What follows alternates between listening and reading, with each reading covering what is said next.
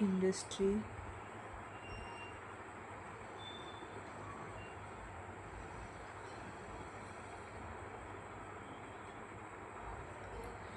industrial policy since independence. Industrial Policy Resolution IPR of 1948. Mixed economy and social patterns.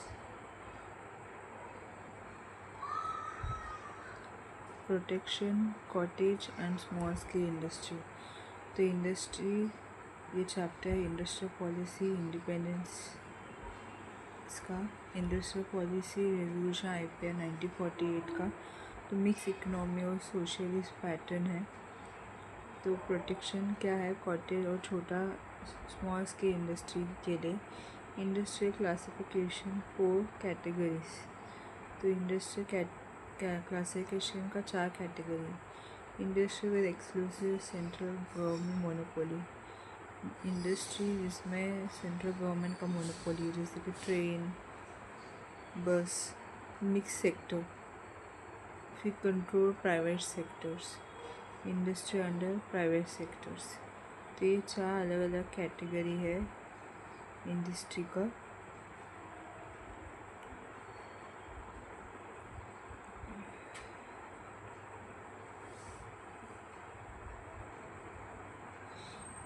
Industry development and regulation act 1951। Advent of licence raj. 1951 से industry development regulation act में licence raj का आना start हुआ। 3 major controls: licensing, allocation of raw material to undertaking based on sanction output and control over the price। तो 3 major चीज़ों में control किया गया। तो लाइसेंसिंग में फिर रॉ मटेरियल का अलोकेशन जो होता है सैंक्शन आउटपुट के ऊपर बेस्ड, कंट्रोल प्राइस के ऊपर। Industrial policy resolution IPR 1956 based on महानबोलिस model emphasize heavy industry focus on backward region। तो यहाँ पर महानबोलिस मॉडल के ऊपर बेस ज़्यादातर हेवी इंडस्ट्री को एम्फेसाइज किया गया जिसका बैकवर्ड रीजन पर फोकस है। Establishment of ITA recognize and significance foreign Capitals.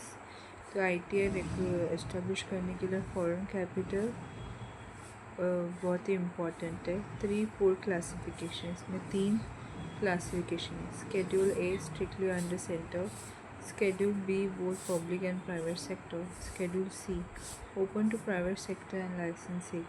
3 classification है IPR 1956 का। Schedule A जो सेंट्रल के अंडर स्ट्रिक्ट है, Schedule B पब्लिक और private sector, Schedule C private sectors के लिए ओपन है लाइसेंसिंग के साथ।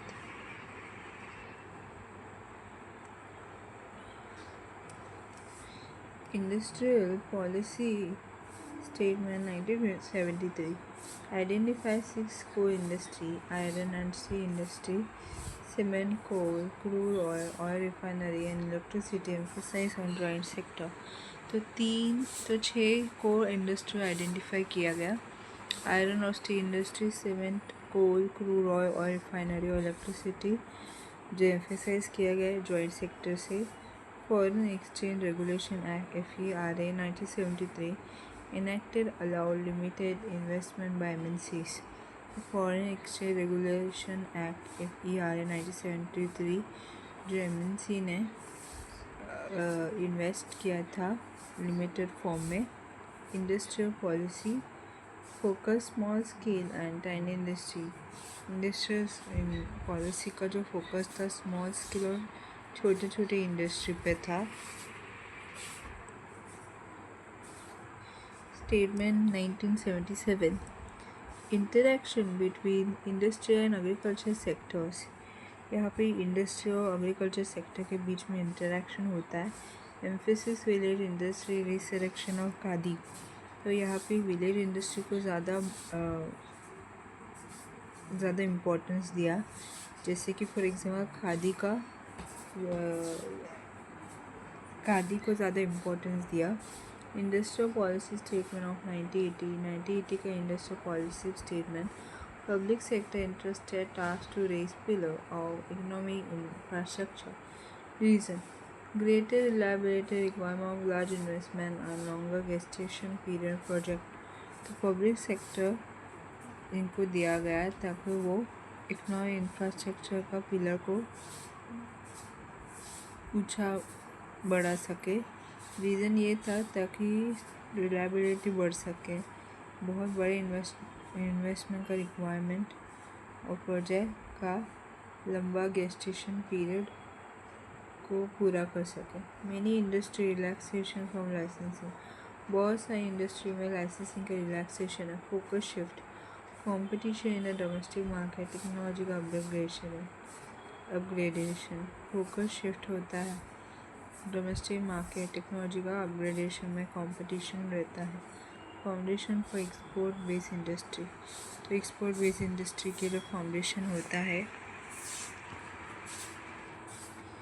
Major feature of pre 1991 policy, तो प्री 1991 पॉलिसी का major feature protection to local industry का protection, promotion of import substitution policy, import substitution policy का promotion, control over industry through licence या रेगुलेशन, लाइसेंस या regulation के ऊपर licence या regulation के थ्रू इंडस्ट्री पे कंट्रोल रखना, रिस्ट्रिक्शन ऑन फॉरेन कैपिटल में restriction, encouragement to cottage and small scale industry, तो स्मॉल स्केल इंडस्ट्री और कॉटन का इनकरेज करना।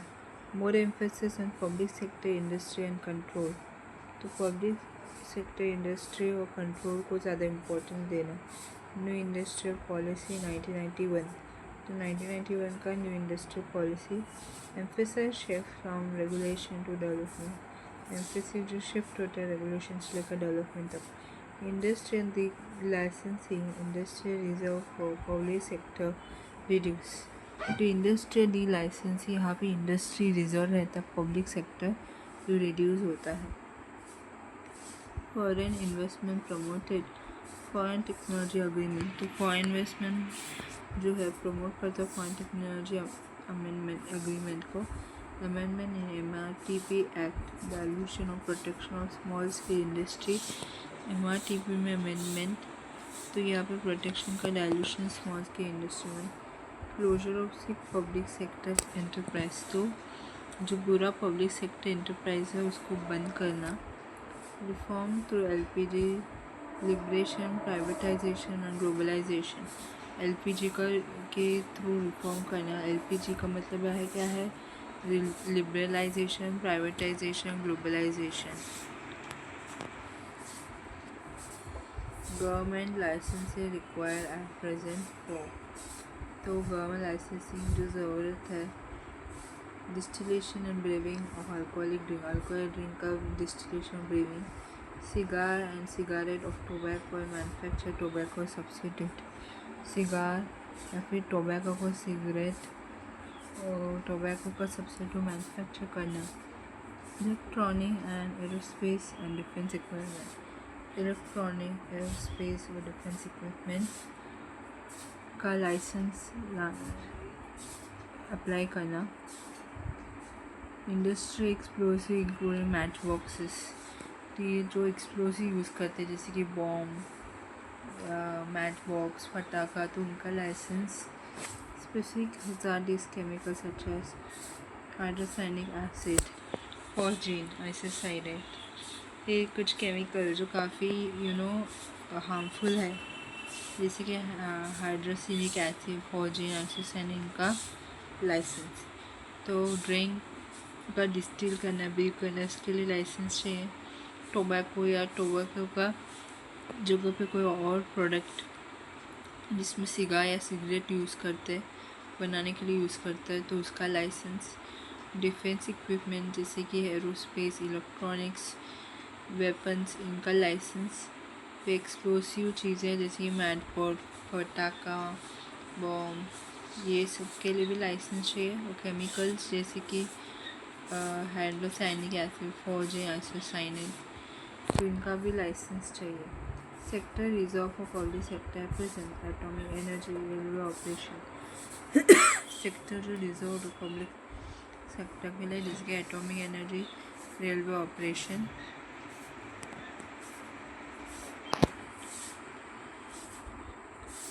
National investment and manufacturing zones NIMZ important instrument of National Manufacturing Policy 2011 national manufacturing policy 2011 का important instrument large area of developed land with the requisite economy for promoting world class manufacturing activity integrated industrial township different from cities।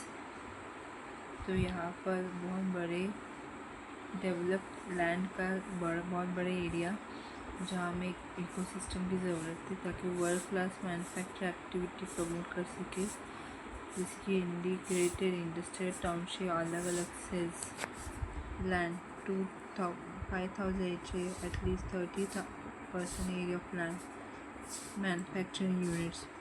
तो ज़मीन 5,000 hectare 30% land ज़मीन का area manufacture unit. Special purpose vehicle central support maximum 20%। Special support purpose vehicle central support maximum 20% होता है। External infrastructure linkage by central government like roads etcetera. तो बहुत ही external infrastructure linkage जो सेंट्रल गवर्नमेंट जैसे कि रोड्स, तो central government roads बनाती है ताकि बाहर से इंटरनल इंफ्रास्ट्रक्चर लिंकेज कर सके।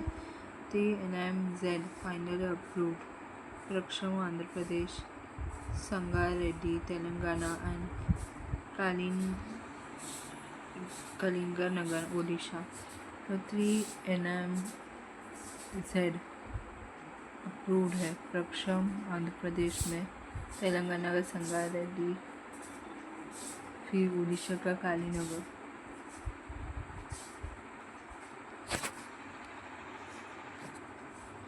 Make in India launch in 2014, ये लॉन्च होता है 2014 में। 4 pillar to boost entrepreneurship, new purpose, new infrastructure, industrial corridor, small cities, new sector identify 25 sector, new mindset. तो 4 पिलर होते हैं एंटरप्रेन्योरशिप बूस्ट करने के लिए। नया प्रोसेस, नया infrastructure, industrial corridor, smart city शामिल है, नया सेक्टर जिसमें 25 सेक्टर आइडेंटिफाई हुआ है, नया माइंडसेट। मेजर टेकन सो फार, क्या क्या मेजर लिया? India aspiration fund under SIDBI for venture capital financing. Indian aspiration fund SIDBI के अंडर वेंचर कैपिटल फाइनेंसिंग के लिए SIDBI में in India loan for small enterprise smile. तो SIDBI का जो मेक इन इंडिया लोन जो है किसके लिए? स्मॉल एंटरप्राइज स्माइल के लिए है। तो मुद्रा का लॉन्ग फॉर्म क्या? Micro unit development and refinance agency, industrial revolution 1800 onwards, powered by coal, iron machine and factories, railway, steamship and telegraph to 1900 onwards। तो coal, iron machine, factories, railway, steamship, telegraph ये सब power करता है 1900 में। Power by electricity, oil, motor vehicle, plane, telephone, TV, cinema and radio 1980 onwards। तो electricity, oil, motor vehicle, plane power होता है, telephone, TV, cinema और रेडियो 1980 onwards होता है। Electric and hydrogen power vehicle, drone, flexible robot, 3D printers and nano technology. Electric hydrogen जो vehicle की वजह से पावर होता है, drone, flexible robot, 3D printers और nano technology. 4 industrial revolution 2016 WEF Davos Summit onwards, computerization of industrial revolution 3 using AI, Internet of Technology, cloud computing, automation of manufacturing process। तो ये जो है इंडस्ट्रियल रेवोल्यूशन कंप्यूटराइज है ठीक है, जो third revolution industrial revolution की वजह से हुआ था। फिर एआई यूज़ करते हैं, industrial technology, internet of technology, cloud computing, manufacturing process को ऑटोमेशन, ये सब यूज़ करते हैं। तो इंडस्ट्रियल रेवोल्यूशन का अलग अलग टाइम पे अलग अलग चीज़ें आती हैं। जैसे कि इंडस्ट्रियल रेवोल्यूशन 18th सेंचुरी में हुआ, coal, iron machine, factory, railway, steamship, telegraph की वजह से। इंडस्ट्रियल रेवोल्यूशन 2 हुआ 19th सेंचुरी में। ये सब electricity, oil, motor vehicle, planes, telephone, TV, cinema, radio, ये सब यूज़ हुआ। फिर थर्ड इंडस्ट्रियल रेवोल्यूशन में electric hydrogen power vehicle, drone, flexible robot, 3D printer use हुआ। फिर 2016 के onwards AI, IOT, cloud computing, इनकी वजह से फोर्थ इंडस्ट्रियल रेवोल्यूशन हुआ।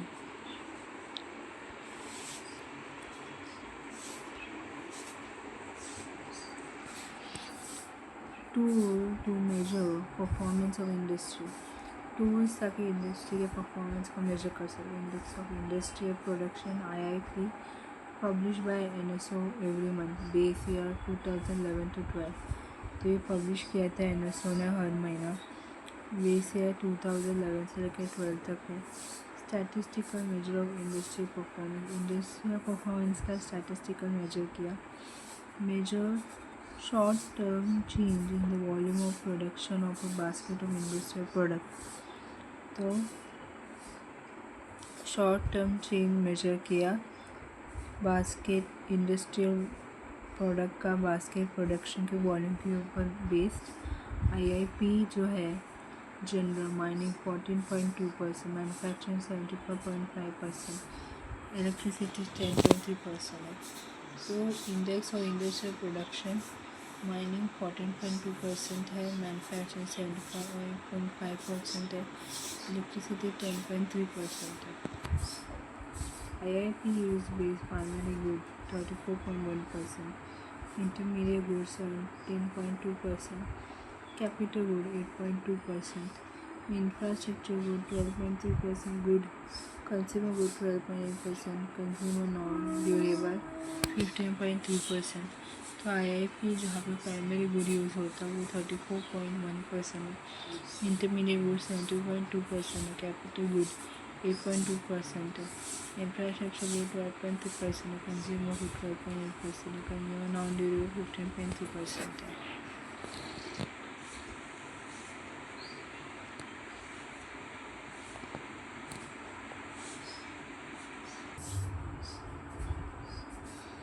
Index of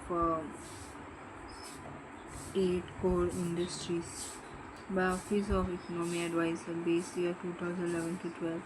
8 core industry have combined weight of 14.3% in IIP। तो economy adviser का जो ऑफिस है 2011 से लेकर 12 या 8 कोर इंडस्ट्री है जो कंबाइन होता है IIP का 40.3% से। सेक्टर कोल 10.3%, क्रूड 8.9%, नेचुरल गैस 6.8%, रिफाइनरी कोल 28%, फर्टिलाइजर 2.6%, स्टील 17.9%, सीमेंट 5.4%, इलेक्ट्रिसिटी 19.9% है।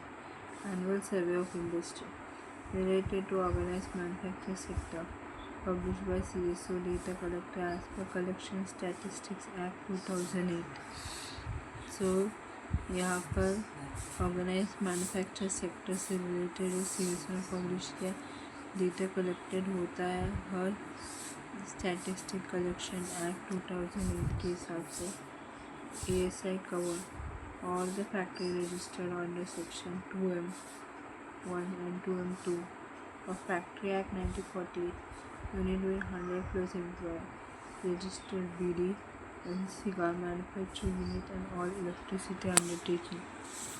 ASI जो है कवर करता है सब फैक्ट्री को जो रजिस्टर्ड है सेक्शन 2M के अंदर। फर्स्ट 2M और second factory act 1948 unit 100 plus employ, registered bidi cigar manufacturing unit और सभी electricity undertaking. Does not cover defence establishment और storage and distribution depots. departmental units, railway workshop, government means sanitary water supply etc.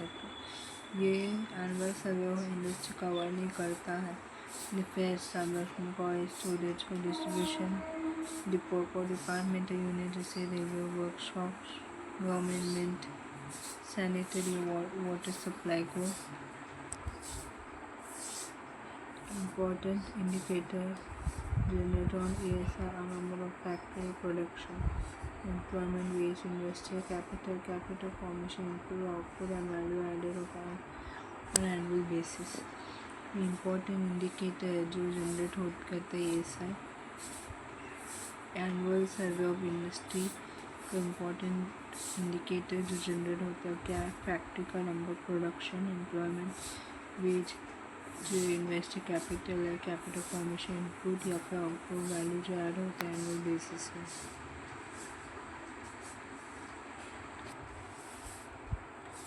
Purchasing manager index PMI published by Japanese firm Nikkei but compiled and constructed by Market Economy HSBC। ये Japanese firm निकाय ने publish किया है लेकिन market economic और HSBC ने construct और compile किया। Indicator of economy, health, business movement, investor sentiments. ये इकोनॉमी, हेल्थ, बिजनेस मूवमेंट और इन्वेस्टर सेंटिमेंट्स का एक इंडिकेटर है।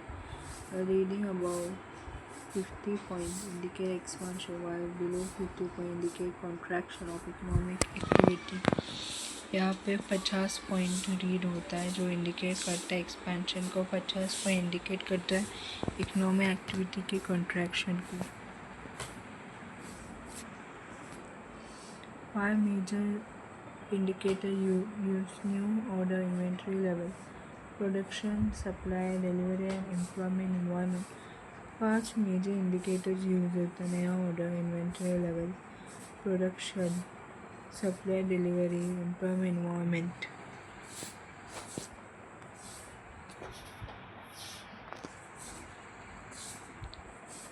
Industrial sickness based on failure of company to pay डेब्ट इन सेंट्रल पीरियड। तो कंपनी जो है वो फेल होती है, वो डेब्ट पूरी तरीके से पे नहीं पाती सर्टेन पीरियड में।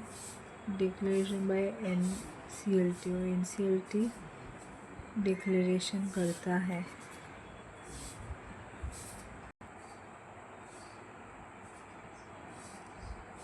Companies amendment act 2019। तो कंपनी अमेंडमेंट एक्ट 2019 में law covering incorporation, functioning and dissolution of companies in India. तो कंपनीज में लॉ कवरिंग इनकॉर्पोरेशन, कंपनी का फंक्शनल डिसोल्यूशन होता है। Enabling the redemption of preference shares, preference share का redemption होता है। Issue regarding auditor to be table in annual general meeting. Annual general meeting में issue जो ऑडिटर टेबल करता है। Judicial manager mechanism to place the management in the hand of qualified insolvency practitioner called judicial manager. तो judicial manager mechanism एक जगह है जहाँ पे क्वालिफाइड इंसॉल्वेंसी प्रैक्टिशनर का मैनेजमेंट का जगह जिसे जुडिशियल मैनेजर भी कहते हैं। Corporate social responsibility, company integrate the social and environment concern in the business operations, a way of giving back to the society to spend at least 2% yearly. Company जो integrate करता है social environment को business operation से concern है। तो एक तरीका है सोसाइटी को ऑफर देने को जो 2% स्पेंड करता है साल में। Any unspend annual fund to be transfer to fund like PM relief fund. तो कोई भी अनस्पेंड एनुअल फंड जो है ट्रांसफ़र होता है PM रिलीफ फंड से।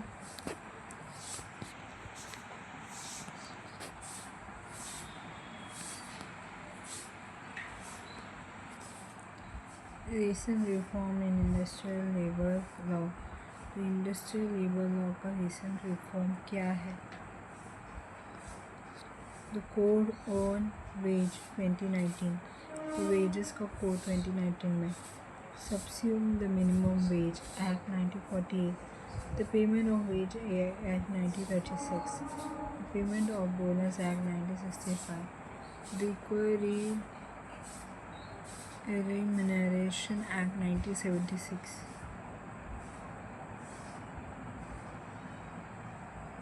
तो सबस्यूम यहाँ पे minimum wage act 1948, payment of wage act 1936, payment of bonus act 1965, equal remuneration act 1976 है has come into force, extend to whole of India, पूरी इंडिया में extended, provision of minimum and timely payment of veg of all employee respective of the sector and wage ceiling. तो minimum provisions wage payment timely दिया जाता है सभी employ को, जो भी सेक्टर वेज सीलिंग है।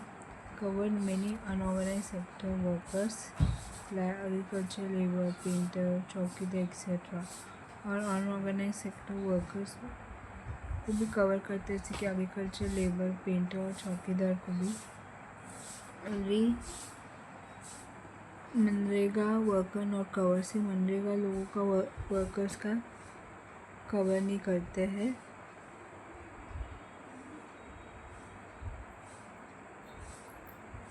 Definition of employ does not contain apprentice and member of the arm forces, तो जो आर्म फोर्सेस के मेंबर हैं और अप्रेंटिस नहीं होते एम्प्लॉय डेफिनेशन में। Wage can't be below floor rate fixed by central government, wage जो है फ्लोर रेट के नीचे नहीं होता है, सेंट्रल गवर्नमेंट फिक्स करके रखता है। Limitation period for selling claim by worker is to 3 years and male uniform, तो लिमिटेशन पीरियड फाइलिंग जो वर्कर क्लेम करते हैं 3 साल में बढ़ाते हैं और यूनिफॉर्म भी करते हैं।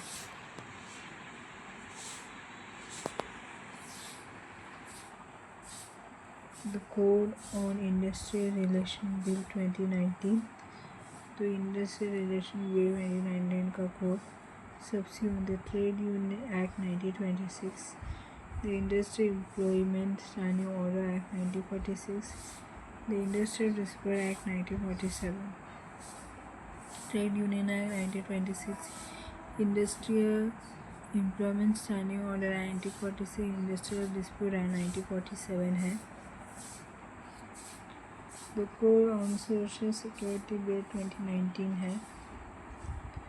सबसे employ compensation act 1923, employ state insurance 1948, employ provident fund and miscellaneous provision act 1952, maternity benefit act 1961, paper of gratuity act 1972, Senior Work Welfare Fund Act 1981, Building and Other Construction Workers Cess Act 1996, Unorganized Worker Social Security 2008।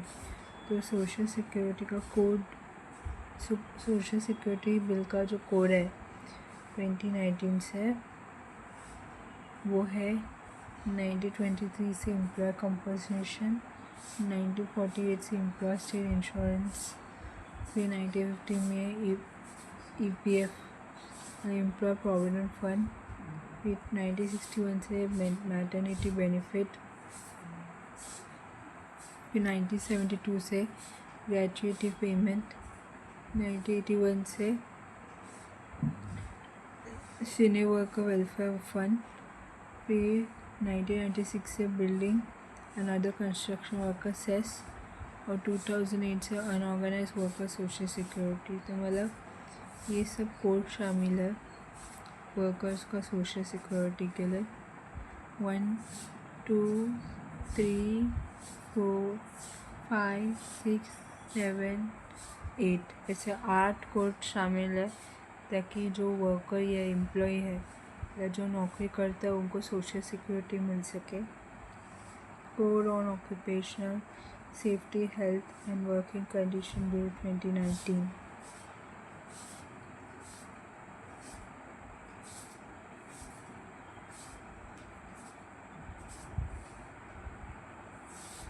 तो occupational safety है working condition bill 2019 का code subsume the factory act 1948, the mine act 1952, dock worker safety health and welfare act 1986, building and other construction worker regulation of Employment Condition of Service Act 1996, Plantation Labor Act 1951, Contract Labor Regulation Abolition Act 1970, Interstate Migrant Workmen Regulation of Employment Condition of Service Act 1979, Working Journalist and Other Newspaper Employer Condition of Service Miscellaneous Provision Act 1955, Working Journalist fixation of rate of wage act 1958, motor transport.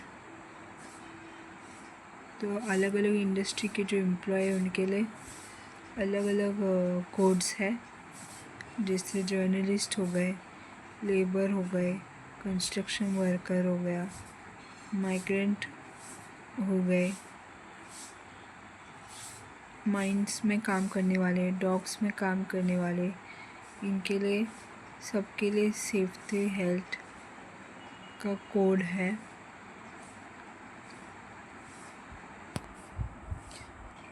Worker act 1961, sales promotion employ condition of service 1976, beedi and cigar worker condition of employ act 1966, cine worker and cinema theatre worker act 1981। यहाँ पर जो employ जो sales में काम करता है, BD और cigar का काम करता है, सिनेमा में फिल्म में काम करते हैं, उनके लिए भी कोड एस्टैब्लिश है। कवर वर्कर्स और एस्टैब्लिशमेंट विद एटलीस्ट 10 वर्कर्स, ये एटलीस्ट कोई भी एस्टैब्लिशमेंट में अगर कम से कम 10 वर्कर है तो ये कोड अप्लाई होता है। Restrict the civil code from hearing matter under the code, ये सिविल कोड को रिस्ट्रिक्ट करता है और इसी कोड के अंदर हियरिंग होता है।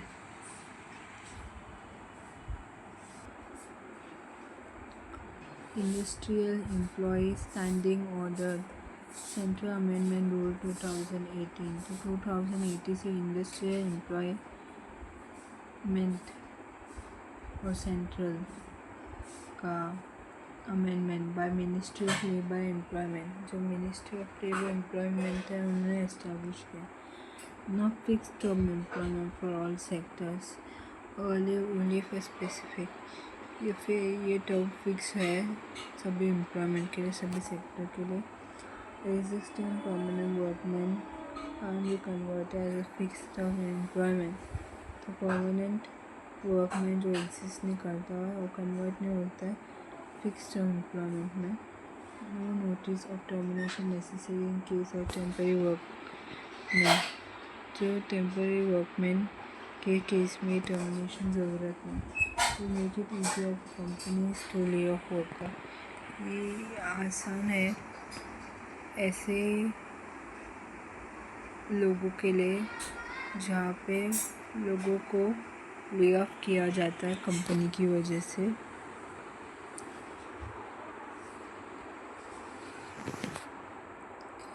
Two new pension scheme launched in 2019, प्रधानमंत्री Shram Yogi Maandhan PMSYM, voluntary and contributory to benefit unorganized sector workers, तो वॉलंटरी कंट्रीब्यूशन जो बेनिफिट देता है अनऑर्गेनाइज सेक्टर्स और वर्कर को, age 18-40 years, monthly income 15 less than 50,000। तो ये प्रधानमंत्री श्रम योगी मनधन PMSYM ये अनऑर्गेनाइज सेक्टर वर्कर के लिए दिया जाता है जिनका एज 18 से 40 साल है, जिनको सैलरी 15,000 से कम मिलता है महीने में। बेनिफिशियरी पे इसका monthly contribution and central government contribute equally, तो ये फ़ायदा देता है हर महीना और सेंट्रल गवर्नमेंट भी इक्वली कंट्रीब्यूट करता है। Fix 3,000 monthly pension after 60 years of age, और 60 ईयर्स की एज के बाद 3000 महीने का पेंशन मिलता है। National pension scheme for trader, shopkeeper and self employed person. तो शॉपकीपर, ट्रेडर से एम्प्लॉय पर्सन के लिए national pension scheme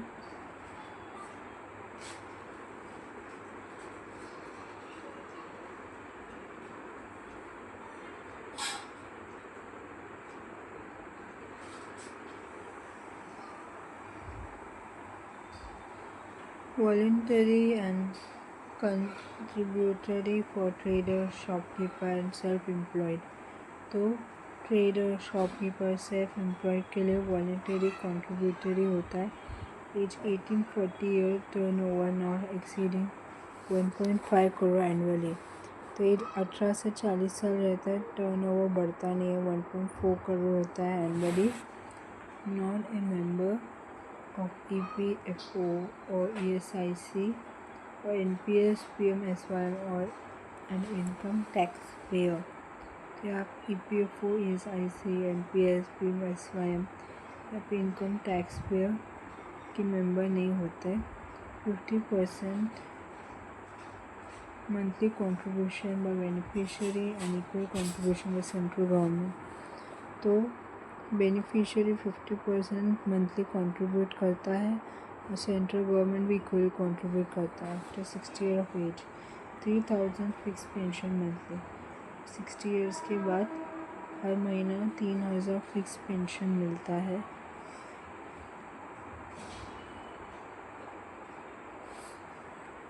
MSME sector classification based on annual turnover.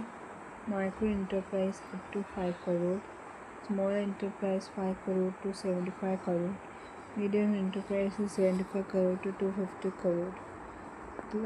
Classification के MSME का एनुअल टर्नओवर के ऊपर बेस माइक्रो एंटरप्राइज 5 करोड़ तक है, स्मॉल एंटरप्राइज 5 करोड़ से 75 करोड़ तक है, मीडियम एंटरप्राइज 75 करोड़ से लेकर 250 करोड़ तक है।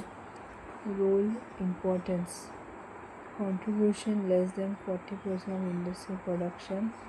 कंट्रीब्यूशन जो है 40% से ज़्यादा है इंडस्ट्रियल प्रोडक्शन। तो share in total export more than 40%, 40% से भी ज़्यादा शेयर एक्सपोर्ट है। कंट्रीब्यूट 7 to 8% टू जीडीपी का 7 to 8% कंट्रीब्यूट होता है। Employment more than 11 crore, employment 11,000 से ज़्यादा है। Industrialisation of rural and backward area, rural backward area की इंडस्ट्रियलाइजेशन होता है।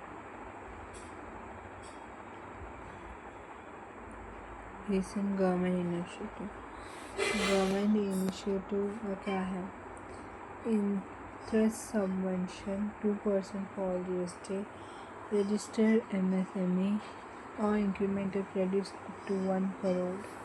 तो यहाँ पर सभी GST का 2% इंटरेस्ट रजिस्टर होता है, क्रेडिट होता है 1 करोड़ में। CPSU प्रोक्योर 25% होता है, MSME से 25%, इसमें से 3% औरतों से लिया जाता है, वुमेन एंटरप्रेन्योर से 3% लिया जाता है। 20 technology centre and 100 extension centre. तो 20 टेक्नोलॉजी सेंटर और 100 एक्सटेंशन सेंटर है। 70% कॉस्ट ऑफ फार्मा क्लस्टर में सेंट्रल गवर्नमेंट, और सेंट्रल गवर्नमेंट की वजह से 50% फार्मा क्लस्टर रहता है। Credit guarantee scheme for micro small enterprise, micro small enterprise के लिए क्रेडिट गारंटी स्कीम है रहता है। Credit linked capital subsidy scheme, credit जो है लिंक करता है कैपिटल सब्सिडी स्कीम को।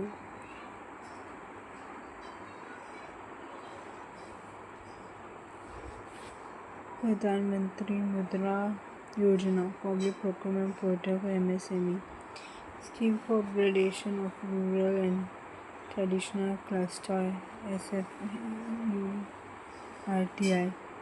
Market assistant technology upgradation MATU, ease of doing report by IFFC and arm of World Bank, India improved from 77th position to 63rd position in 2020 edition, first among South Asian nations. 10 indicators are starting a business, dealing with construction permit, getting electricity, registering property, getting credit, protecting minority investor, paying taxes, trading cross-border, enforcing contract, resolving insolvency. कितने indicator शामिल हैं इसमें? Business start करना है, construction deal करना, electricity लाना, register property करना, credit लेना, माइनॉरिटी इन्वेस्टर को प्रोटेक्ट करना, टैक्स पे करना, ट्रेडिंग जो है बॉर्डर में, फिर कॉन्ट्रैक्ट इन्फोर्स करना और इंसॉल्वेंसी रिजॉल्व करना. Out of this except getting credit protection minority investor enforcing contract include in all. तो यहाँ पे क्रेडिट माइनॉरिटी को प्रोटेक्ट करना, माइनॉरिटी इन्वेस्टर को प्रोटेक्ट करना, इन्फोर्स करना, कॉन्ट्रैक्ट को इम्प्रूव करना. EBIC project under the create one-stop shop for convenient and efficient service to the investor, business and industry. तो DIPP के अंदर यहाँ पे one stop shop convenient efficient service investor के लिए, बिजनेस और इंडस्ट्री की feature, creation of business friendly environment, service oriented approach, G2B service. यहाँ पे बिजनेस फ्रेंडली इन्वायरमेंट क्रिएट करना है, service oriented approach, G2B service.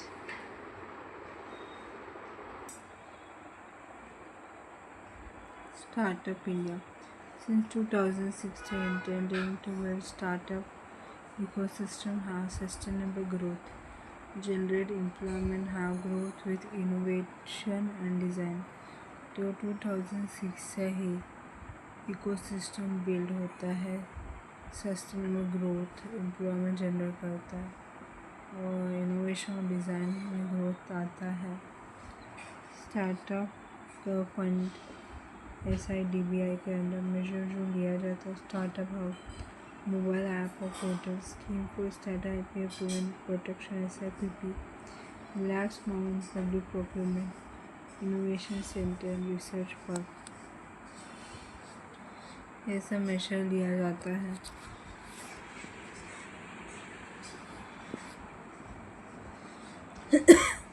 Startup India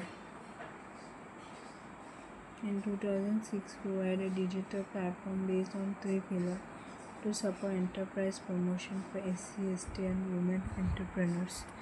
2006 में digital platform provide करते हैं 3 पिलर पे based, support enterprise promotion, schedule caste, schedule trust और women entrepreneur के लिए. Loan under scheme in appropriate secure backed up by credit guarantee. Loan जो है वो क्रेडिट गारंटी से वापस लिया जाता है. Bank loan payable up to 7 years and between 10 lakh to 100 lakh greenfield enterprise.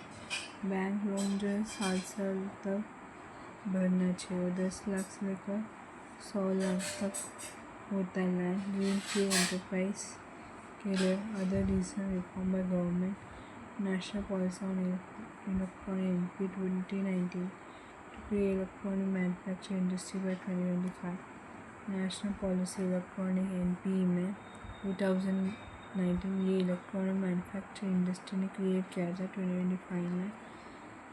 National policy on software product 2019 national policy software product में, national renewal policy 2019 में.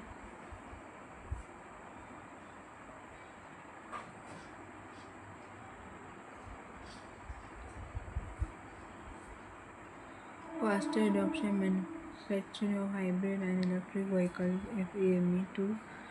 तो FAME2 का फुल फॉर्म किया faster adoption and manufacturing of hybrid electric vehicle. Circular economy क्या है? Alternative to traditional lean economy, make use disperse.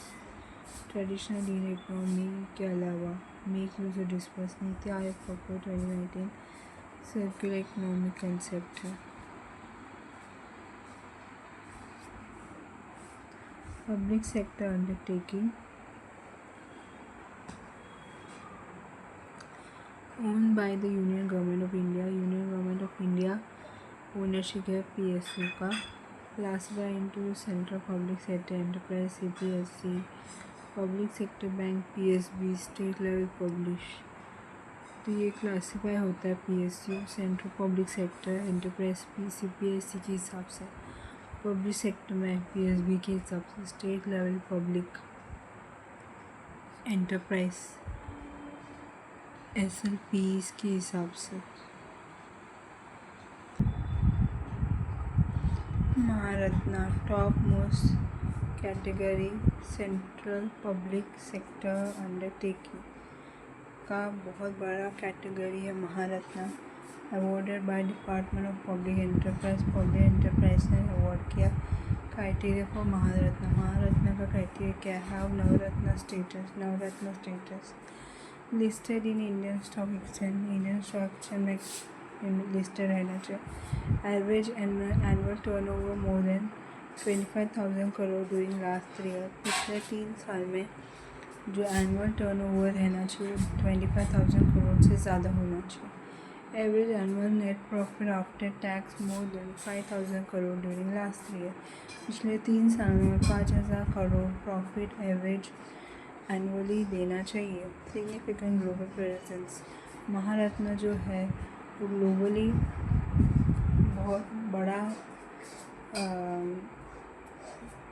एक बहुत बड़ा प्रेजेंस देता है। एट प्रेजेंट 10 महारत्न, इसमें से 10 महारत्न है।